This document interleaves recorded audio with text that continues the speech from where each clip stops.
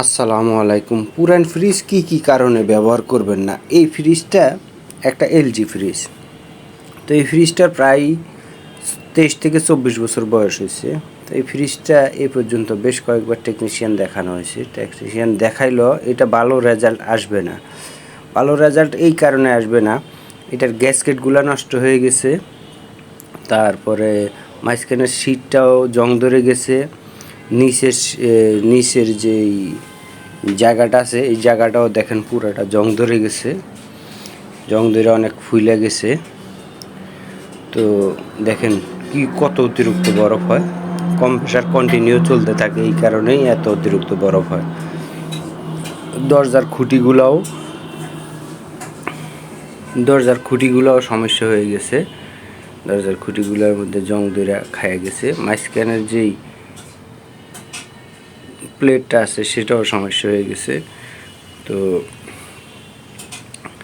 আমি বলবো যে এই ফ্রিজটা আপনি বারবার কাজ করায়া, মনে করেন 3-4বার টেকনিশিয়ান নিলেন, টেকনিশিয়ান কিছু কাজ করে দিল, আপনি 1 মাস ব্যবহার করলেন, 2 মাস ব্যবহার করলেন, আবার টেকনিশিয়ান ডাকা লাগবো।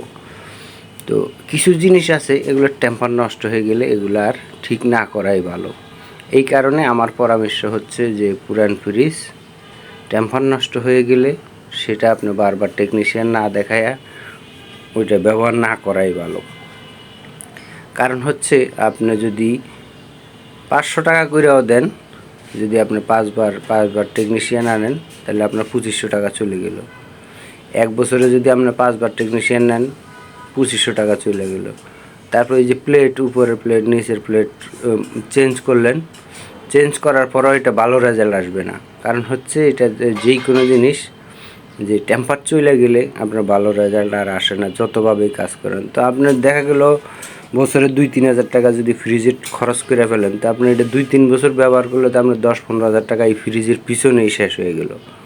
তো তার থেকে ভালো আপনি এই ফ্রিজটা বাদ দিয়ে দিবেন, বাদ দিয়ে একটা নতুন ফ্রিজ নিয়ে নেবেন, এটা হইলো সবচেয়ে বেটার। কারণ হচ্ছে কিছু জিনিস টেম্পার চলে গেলে, তো আমি যখন এটা বলছি তখন কাস্টমার একটু আশ্চর্য হয়ে গেছে। কাস্টমার বলতেছে, কই এই পর্যন্ত তো যেই কয়জন টেকনিশিয়ান আনছি কেউ তো এই কথা বলে না, আপনি এই কথা কীভাবে বললেন? পরে আমি বললাম যে ভাই আপনি কয়বার টেকনিশিয়ান আনছেন? এই 2 বছরের মধ্যে ধরেন 7-8 বার আনছি। তো 7-8 বার যদি আপনি 500 টাকা করে দিয়ে থাকেন, তো আপনি তো 5000 টাকা এই ফ্রিজে খরচই করে ফেলছেন।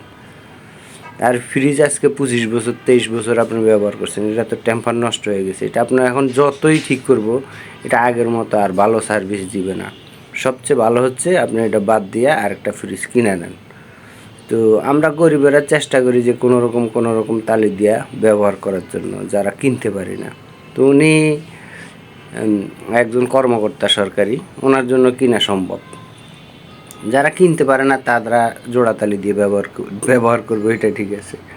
তো উনি বলতেছে যে এই কথা কেউ বলে না আজ পর্যন্ত, যত টেকনিশিয়ান আনছি আপনি এই কথাটা বললেন।